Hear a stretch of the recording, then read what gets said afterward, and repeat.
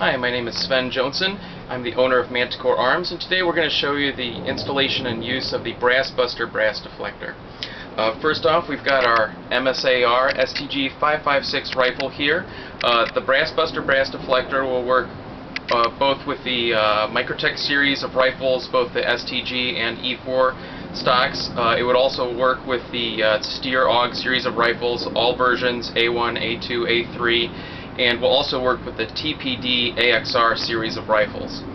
So the first thing we're going to do here is we've got our rifle with a magazine in it, and we're going to open the action and remove the magazine. We'll check the chamber to make sure it's unloaded. Always make sure the weapon is unloaded before installing or removing any parts. And then we're going to let the rifle close. Next thing we're going to do is we've got our Brass Buster brass deflector here. You can see the saddle shape that will lock on the stock. It has a T-shaped profile, and the reason for that profile is this face here deflects the brass away from you when it's installed. This T portion up here is designed in the off chance that a casing decides to head upwards due to an unusual ejection or something like that, will actually continue to deflect the brass away from your face. The shelf on top keeps your nose in the front of your face from extending over and in front of the shield to guarantee that you're protected at all times for any brass that may be deflecting. That being said, what we'll do is you take the part and you'll hook one end of the saddle under the stock and simply snap it over.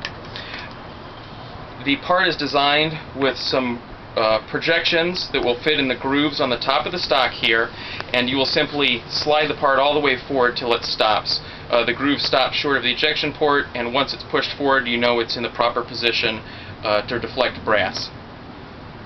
The next thing we want to do before testing this is we're going to put on safety glasses or eye protection.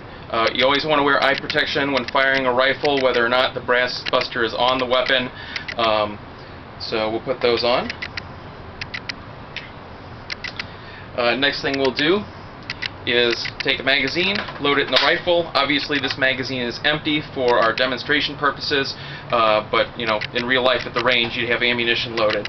And then we charge the weapon, and we'd be ready to go. Now, before you shoot the brass buster offhand, you want to test 10 rounds of ammunition with whatever type of ammunition you're using, whatever brand, whether it be Wolf or Federal.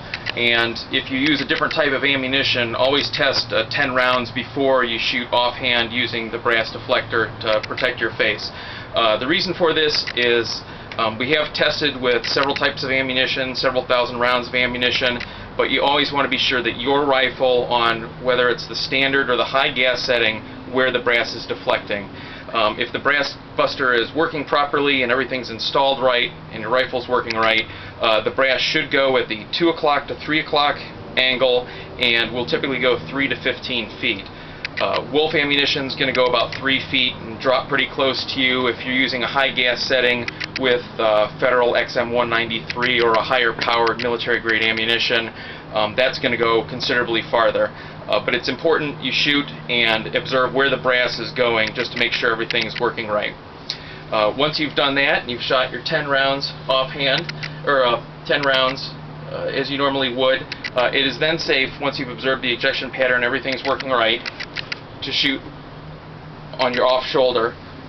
You want to keep your face just a little bit back from this edge here. If you, when the weapon recoils, it comes back a little bit, and if you have your face right up directly against it, it may bop you in the lip. It won't injure you, but you'll definitely notice it's there.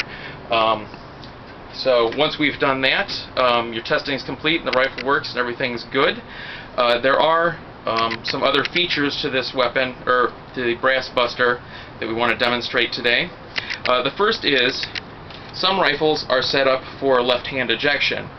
If you have a brass buster and your rifle set up for right-hand ejection and your shield's on the right here, if you end up setting up your rifle for left-hand ejection, or you bought a rifle and it already is set up for left-hand ejection, the brass buster, due to its design, is ambidextrous. You simply have to rotate the part 180 degrees and snap it back on, and you're good to go. An additional feature we wanted to show was that it is cut back in this area, and that's to clear this guard area that's molded into the stock for the bolt release. This is an STG stock, and obviously it clears it fine.